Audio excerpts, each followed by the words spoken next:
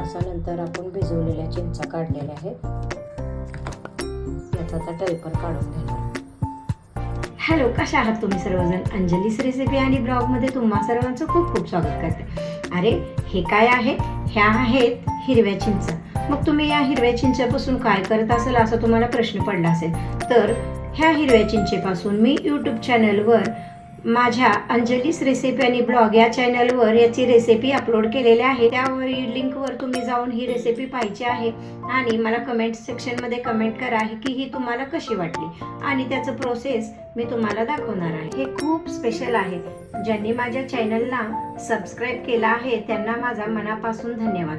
आणि जे कोणी नवीन असतील माझ्या चॅनलला सबस्क्राईब करा आणि बेल आयकॉनचं बटन प्रेस करा, म्हणजे तुम्हाला अशा नवनवीन रेसिपी पाहण्यास मिळतील फटाफट. चला तर मग आज मी तुम्हाला याची प्रोसेस दाखवणार आहे.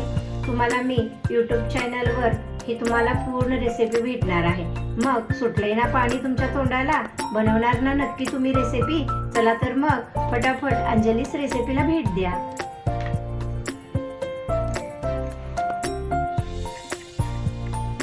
हे चिंच बघून आता माझ्या तोंडाला पाणी सुटलेलं आहे. बघू शकता तुम्ही. मस्त मस्त.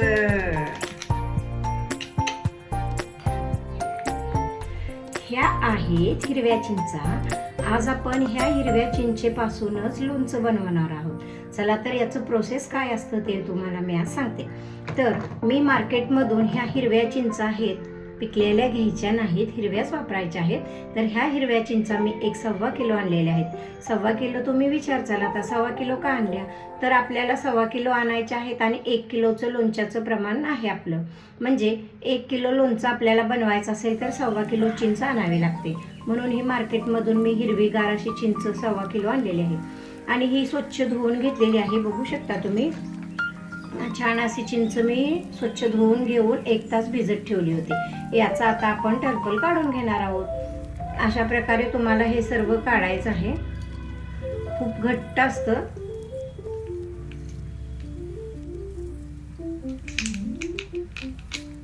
असं केलं ना पटकन निघून जातं. आणि या चाकूच्या साह्याने आपल्याला असं काढून घ्यायचं आहे. बघू शकता तुम्ही.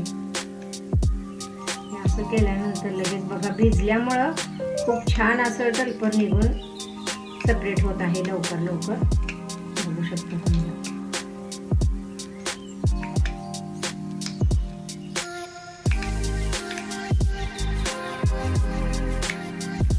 असं छान असं टलपर काढून घ्यायचं आहे. जर का टरपल याच्यामध्ये राहिलं तर आपल्याला खाताना थोडंसं दाताखाली येतं आणि चव छान लागत नाही. म्हणून हे आपल्याला सर्व कंप्लीट पूर्णपणे काढून घ्यायचं आहे. मग घेताल ना तुम्ही सर्वजण असं काढून. आणि मैत्रिणीनं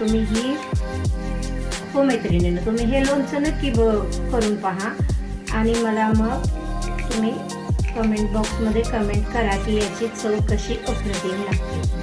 हे लोणचं फक्त तेलंगणामध्येच बनवतात. आणि ह्या लोणचं बनवण्यासाठी आपल्याला लागणार आहेत ओल्या पिकलेल्या मिरच्या. त्याच्यापासूनच हे लोणचं बनवलं जातं. चला तर मी आता सर्व याचं काढून घेते. नंतर भेटू.